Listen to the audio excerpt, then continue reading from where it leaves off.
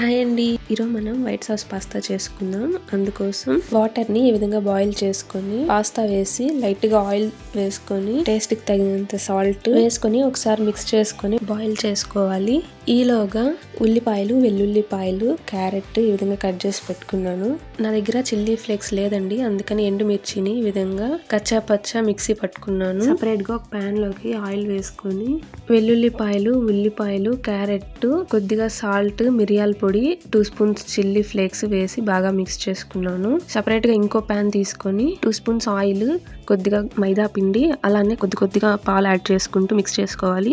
ఇప్పుడు సాల్ట్, మిరియాల పొడి, చిల్లీ ఫ్లేక్స్ వేసి బాగా మిక్స్ చేసుకోవాలి.